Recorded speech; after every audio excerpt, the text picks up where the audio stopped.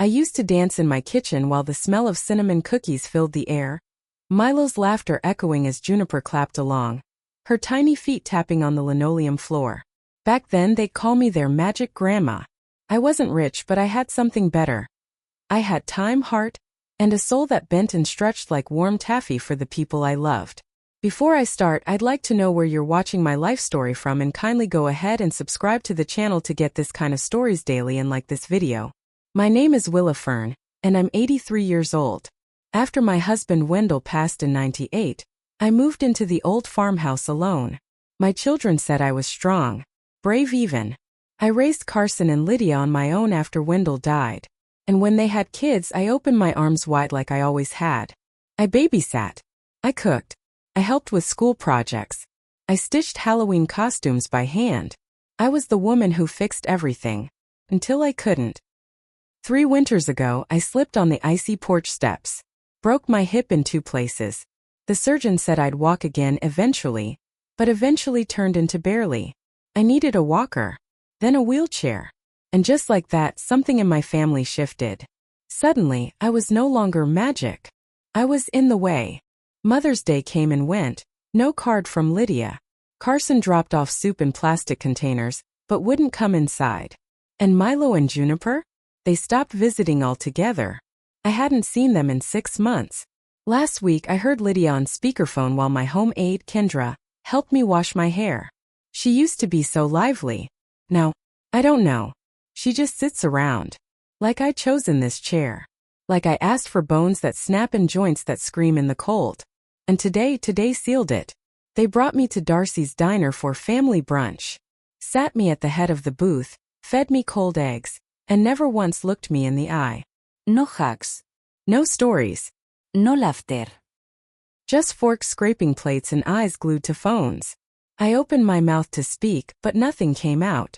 I didn't want to cry in public. So I folded the crumpled napkin in my lap, over and over, until it was a square again. I used to be their favorite.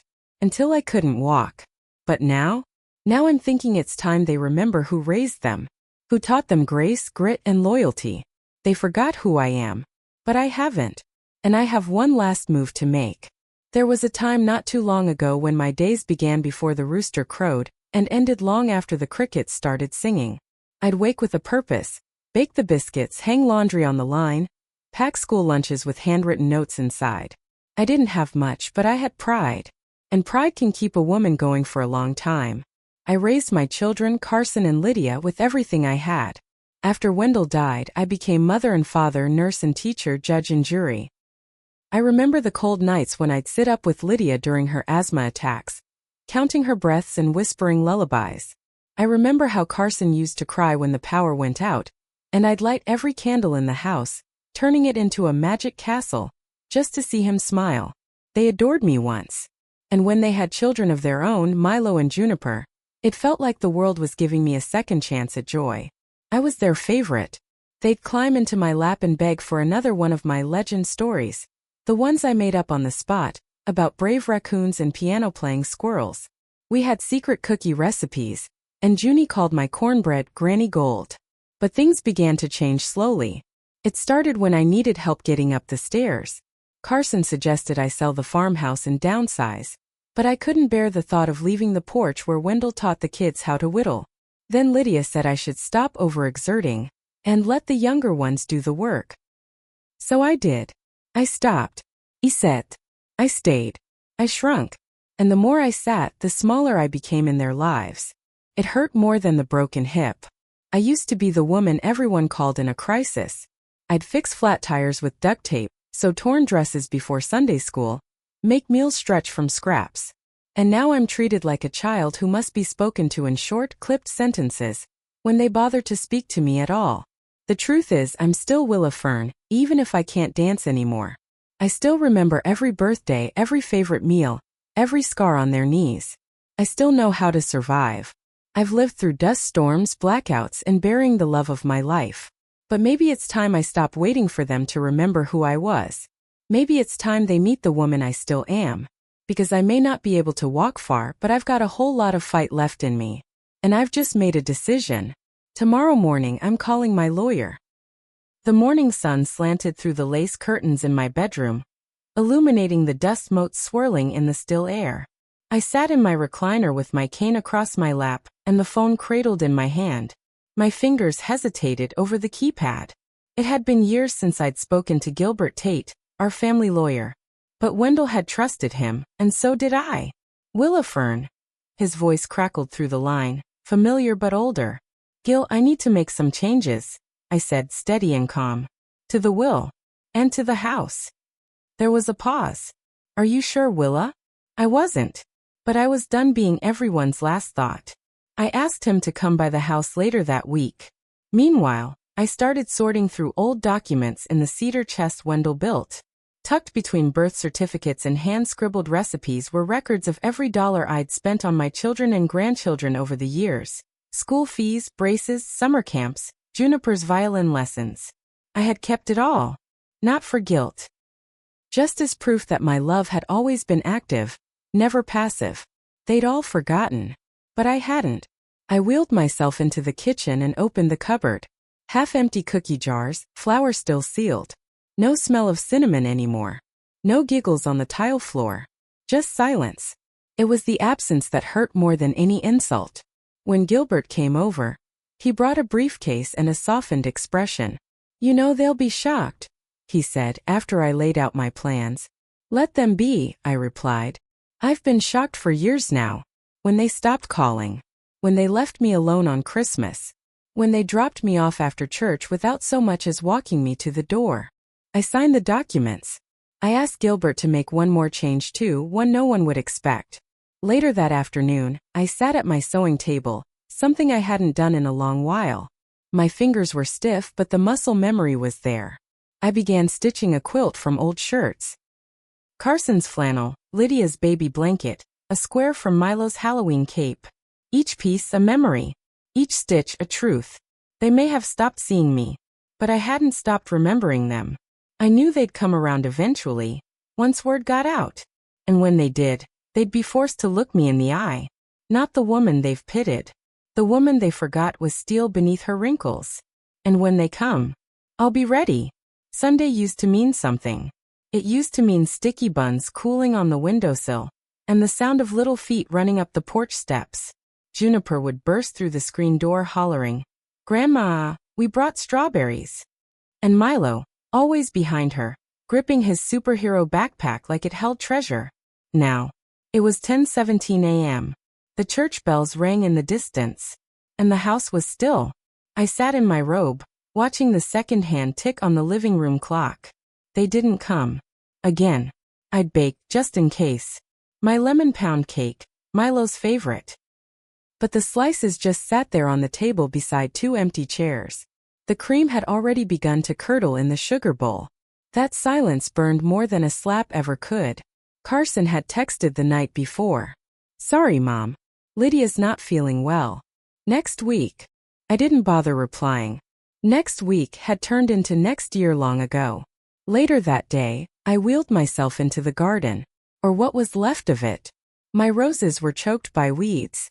Wendell used to call it Willa's glory. Now it looked like a battlefield. But I pressed a gloved hand into the soil anyway. I wasn't dead yet. Across the fence my neighbor, a boy no older than Milo, was tossing a football. It landed in my yard with a thump. Moments later he came running after it. Sorry, ma'am, he said shyly, picking it up. I smiled. No harm done. He paused. You live alone? The question stung. Ido. He nodded, then turned to leave before stopping. My name's Ezra. If you need help with the weeds or anything, I could come by. I mow for Mrs. Bixby on Thursdays. Ezra. It was the first time in months someone had offered me something without pity behind their eyes. You like lemon cake? I asked. He grinned. I love lemon cake. And just like that, my Sunday wasn't so empty. That evening I wrote in my journal. A new list. People who saw me. So far it had one name. Ezra. Maybe that was enough for now. But I hadn't forgotten the others. Carson. Lydia. Milo. Juniper. They once clung to me like ivy. Now they brushed past me like wind through trees. But winds change. And sometimes they come back around cold and sharp. And when they do, I won't be waiting on the porch. 3 days after Ezra mowed my lawn for the first time, he knocked gently on my screen door with a bouquet of wildflowers. Found these by the creek, he said, cheeks red like he'd done something wrong. I nearly cried, not because of the flowers, but because I realized I couldn't remember the last time someone brought me anything without it being out of duty. We sat for a while on the porch. I told him about Wendell, how we met during a rainstorm at a jazz concert in '58, how we'd saved up every nickel to buy this home, how we painted it blue because I swore blue was the color of hope. Ezra didn't check his phone once. He listened. That night I went digging in my old cedar chest. Tucked beneath layers of crocheted blankets was the letter. Folded 3 times, the paper softened by time. I'd written it 2 years ago. After the fall. After I stopped walking. After the first birthday they forgot. It wasn't angry. It was raw. I wrote about how I missed their voices. How the silence felt like punishment. How I was once the woman they screamed for when they had nightmares. The one who drove through snowstorms to bring forgotten lunches. And now? I was a ghost in a rocking chair. I never sent the letter. Maybe I didn't want them to know how much it hurt. But I kept it. Because some part of me believed they'd come back. That I'd hand it to them, and they'd read every word with tears in their eyes, hugging me tight and whispering, "I'm sorry, Mama. I didn't know." But they didn't come. They never came. Ezra helped me seal that letter in an envelope. "Mail it?" he asked. I shook my head. Not yet. Because this time I wasn't going to beg to be remembered. This time, I was going to show them what forgetting me really meant. I made a call to the town library and asked if they still needed volunteers for their oral history project. They did. They offered to send someone with a recorder. No need, I told them. I'll come in myself. Just give me a chair and a microphone. It was time to tell my story. Not to beg for love, but to leave behind proof that I mattered. Because if the ones I raised forgot me, the world would remember me anyway. The library smelled like old books and lemon polish. Clean, warm, familiar. Ezra wheeled me in through the back entrance, past shelves I once browsed when Milo was just a boy tugging at my skirt, begging for dinosaur picture books. The oral history room wasn't fancy. A folding table. 2 mismatched chairs. A black microphone with a little red light blinking at its base. But when I looked at that mic, I didn't see technology, I saw power. The young librarian, Aubrey, handed me a clipboard. "This is just a release form," she smiled. "We're honored to have you, Willa." Honored. It had been so long since I heard that word attached to my name. I glanced down at the form, pen trembling in my fingers. My name, my birthday, my signature, the very proof of my existence. I signed it slowly like I was carving my place in time. They asked me simple questions at first. When were you born? What do you remember about your childhood? Then deeper ones. What are you most proud of? What broke your heart? I hesitated at that one. I didn't want to sound bitter. I didn't want to make it about Milo and Juniper, not directly. But my voice cracked when I answered anyway. I raised a family, I said. I was the glue. The one who stayed up late sewing Halloween costumes from scratch because we couldn't afford store-bought. I baked every Sunday. I prayed for them when they were out too late. I held them when they were sick. I paused. Then one day they stopped calling. And no one noticed I stopped walking. Silence filled the room. Even the librarian stopped writing. Ezra squeezed my hand gently from beside me.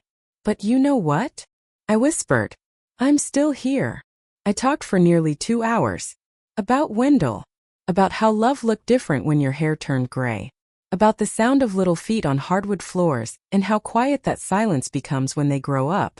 When it was done, Aubrey said she wanted to feature my story during their town's Founders' Day celebration. That it would be part of the library's permanent digital archive. Permanent. It wasn't about fame or pity. It was about truth. I left that day with something I hadn't had in years. Purpose. When Ezra pushed me back up the ramp to my porch, I turned to him and said, I want to start baking again. But, he looked at my legs. I've got arms, I smiled. And you've got young legs. Let's meet in the middle. By that weekend, the kitchen was filled with the scent of cinnamon and clove again. We baked for the local church. For the seniors down the street. For the mailman who always smiled but never stopped long enough for coffee. Every tray of cookies was a message. I'm still here. I still have love to give. Even if you won't take it. But what I didn't expect was who showed up at my door next. It was a rainy Thursday. The kind of day that made the world feel heavy. Like the sky had forgotten how to hold itself up. Ezra had just left to drop off a tin of molasses cookies to Mrs. Penley across town. I was alone humming a hymn, stirring sweet tea with shaky hands when I heard the knock. Not a gentle knock. A hurried, uneven pounding. For a moment my heart raced. Was someone in trouble? I wheeled myself to the front door and opened it slowly. And there they were. Milo and Juniper. My breath caught in my throat. Milo stood tall. Taller than I remembered, with his hair slicked back like he had somewhere better to be. He was wearing a suit jacket even though it was raining. Juniper, holding her phone like it might save her from conversation, didn't even look up at me. Her auburn curls were damp, mascara smudged beneath her eyes like she'd been crying. Or maybe she was just tired. Of what, I couldn't guess. "Hi, Grandma," Milo said, voice low, unreadable. I blinked. "You came." He nodded once. "We heard about the recording at the library." Ah. Not me. Not how are you. Not we missed you. They came because someone else heard my story. Maybe their friends or coworkers had passed along a link, said something like, "Isn't this your grandma?" Her story made me cry. It wasn't guilt I saw in their eyes. It was shame. Not the kind that softens a person. The kind that makes them defensive. Juniper finally looked up. "You didn't tell us you were doing that." I let the silence speak for me for a moment. Then I said gently, "You didn't ask." She looked down again. Milo shifted uncomfortably. "Look, we didn't come here for a guilt trip. We wanted to know why you made us look like monsters." I tilted my head. "I never used your names." "But people knew," he snapped. "I got a text from Pastor Wyatt. Juniper's boss even brought it up at work." Juniper's voice was barely a whisper.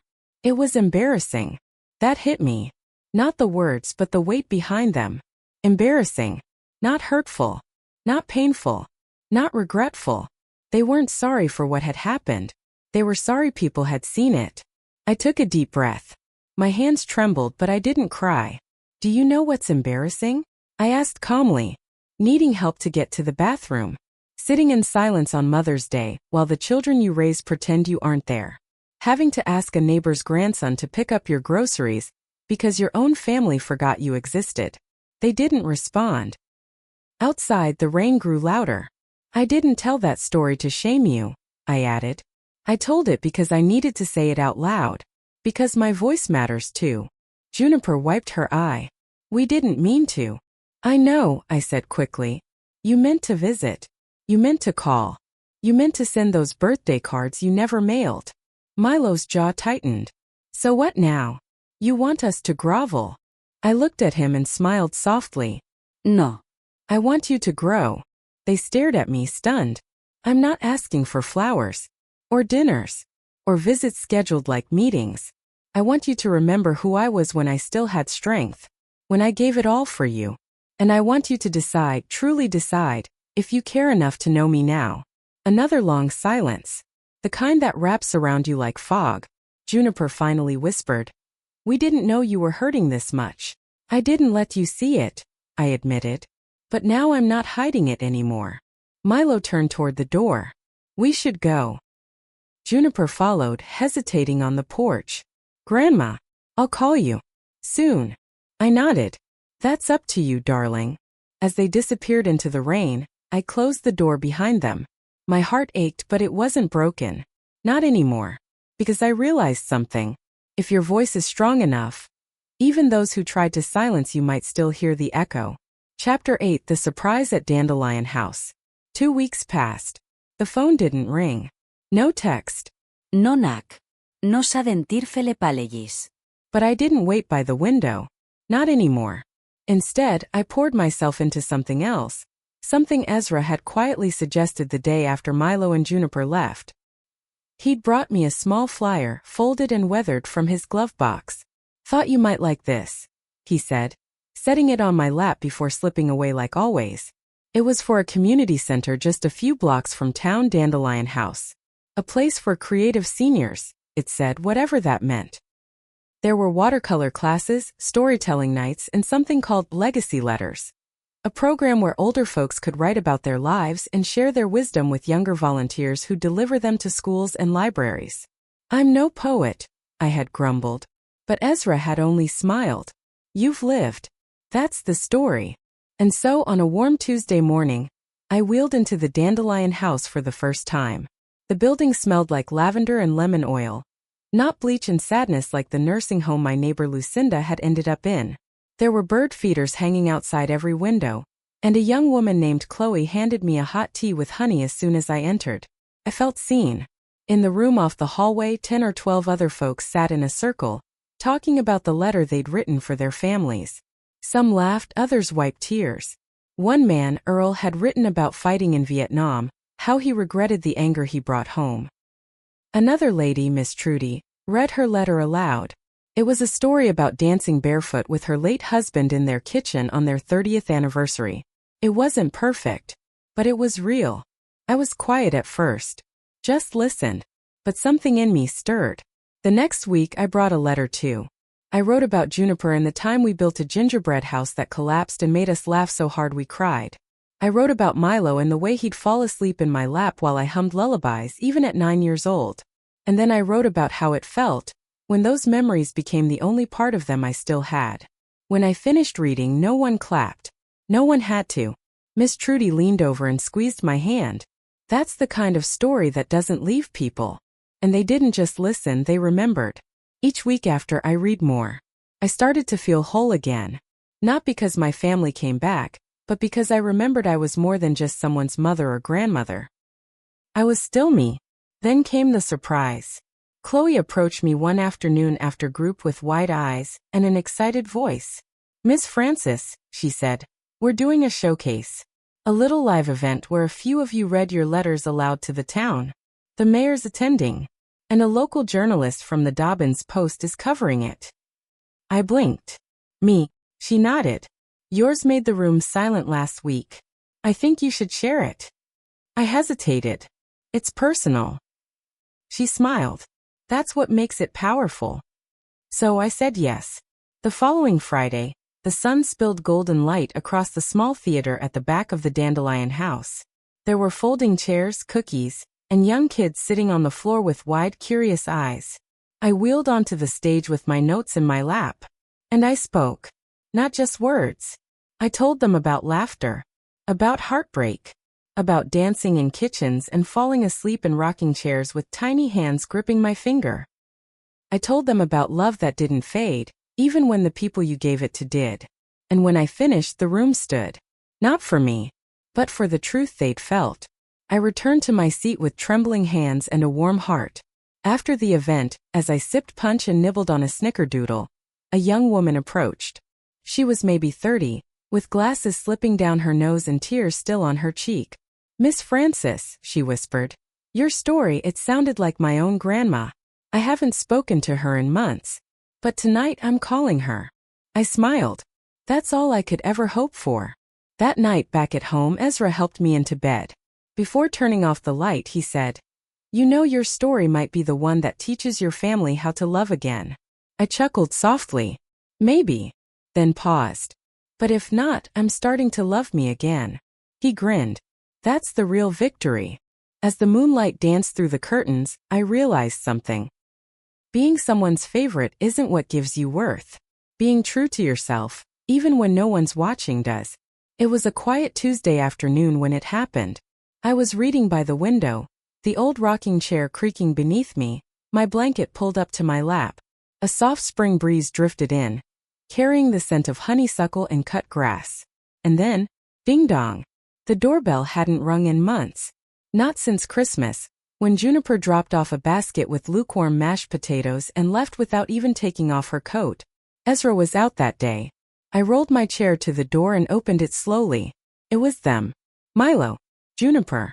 And behind them, awkward and silent, stood Juniper's husband, Kevin, and their 2 kids, Eliza and little Milo Jr. My heart skipped. For a second I wasn't sure if I was dreaming. Juniper clutched her purse like a lifeline. Milo stood with his hands in his jeans, his eyes shifting from the doorframe to the ground. "Hi, Mom," Juniper said softly. "Hi, Grandma," Milo added. I didn't speak. Not yet. I just opened the door wider and gestured inside. They stepped into my living room like strangers in a museum, looking but not touching. Kevin nodded politely. The kids, restless, sat on the floor and fiddled with my yarn basket. Milo Jr. found the old wooden train I'd kept in a wicker bin for years.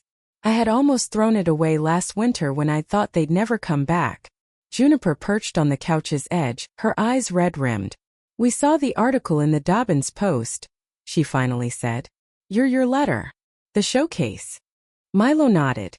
"I didn't know you felt that way." I blinked slowly. "You never asked." Juniper flinched. There was silence, thick and sharp.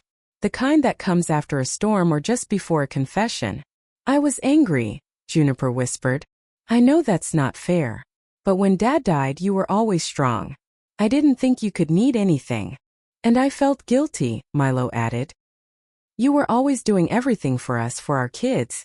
And I didn't know how to be there for you when you stopped being able to do those things." I stared at them both, my voice even. "So you disappeared?" "No," Juniper said quickly. We distanced. Because being around you meant remembering how much we failed you. And we didn't want to feel like bad children." "You didn't want to feel," I said quietly. Tears welled up in her eyes. "I'm sorry," she whispered. "We're both sorry." Milo nodded, his lip trembling. "I miss you, Ma." And in that moment I looked at them, not as the adults who had disappointed me, but as the children I had once held close. Scared, imperfect, lost. I reached for Juniper's hand. It was cold and shaking. "I've missed you too," I said finally. There were no violins playing in the background. No grand cinematic reunion. Just real people. Trying. Healing. Slowly. After a while we had tea. Juniper helped me into the kitchen and cut slices of pound cake, while Kevin told me about their new garden. Eliza asked if I still had the recipe for sugar cookies with jam in the middle. Milo Jr. sat in my lap and told me about his soccer game, the same way his father once had. And for the first time in years, felt like family again. As the sun dipped lower, they helped me out onto the porch. The light was warm on my skin, and the birds were chirping like nothing had ever gone wrong. Before they left, Juniper handed me a small envelope. "We're not perfect, Mom," she said. "But we want to try. We're putting together a rotating schedule, me, Milo, Kevin. To check in. Help you with groceries. Come by. Not out of guilt. Out of love." My hands trembled as I opened it. Inside was a calendar. Handwritten. With their names on different days, times blocked out. It wasn't much. But it was something. As their car drove off, I sat on my porch swing, blanket tucked over my knees, and breathed deep. Not everything broken stays that way. Sometimes people come back. And sometimes they come back better. But even if they hadn't, I knew now that my worth didn't vanish when my legs stopped working or when the calls stopped coming. I had me. And I had peace. But now maybe I had them too. 3 weeks passed since Milo, Juniper, and the family came back. And while time doesn't stitch everything perfectly, it can soften edges. The calendar they left me hung by the fridge. Real pen ink. Real promises. And to my surprise, they kept showing up.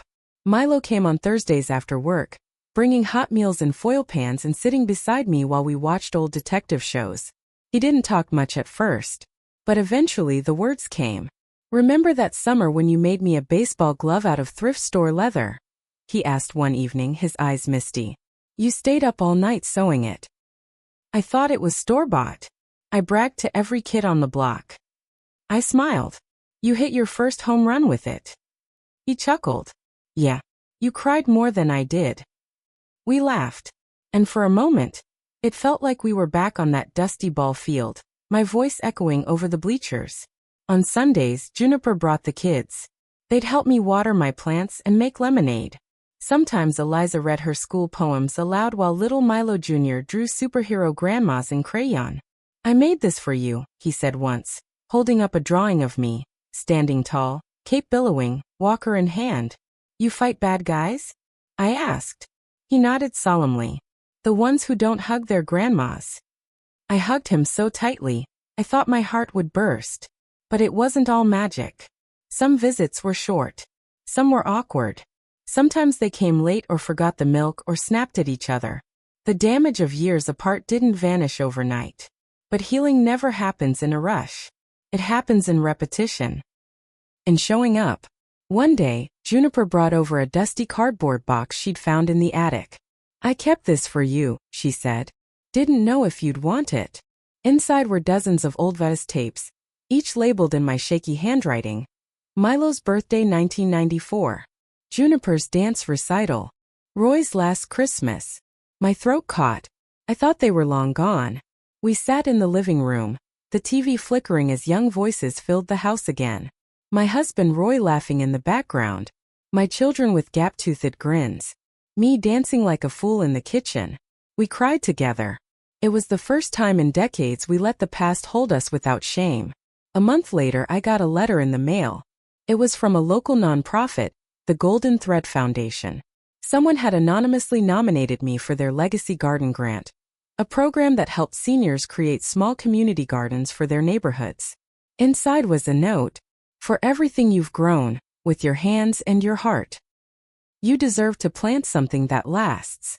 I looked at the signature. Juniper. The following spring our backyard transformed. Raised beds. A wheelchair-accessible path. Herbs, tomatoes, daisies, sunflowers, all things I once planted with Roy, now growing again. Neighbors came. Kids played. People talked. I told stories under the big maple tree while Eliza served lemonade and Milo Jr. watered the basil. The garden became a place where silence didn't exist. A place where no one was forgotten. Now every evening I sit on the front porch. Blanket on my lap. Fresh flowers by my side. Sometimes the kids come by. Sometimes they don't. But my porch light stays on. Not as a plea. Not as desperation. But as a reminder. That love like light doesn't beg. It just shines. And if it's meant to, it draws people home. I used to be their favorite. Now, I'm more than that. I'm the roots that held, the voice that stayed, the hands that still give. Whether they're held or not. I didn't win by guilt. Or revenge. Or bitterness. I won by being me. Even when they forgot who that was. Even when I almost did. And that, my darling, is the kind of favorite no one can take away. Television. Subscribe for more heartfelt stories like this one. Because sometimes healing begins with a story. Speech balloon. Comment below if this story touched you. Share it with someone who might need to be reminded.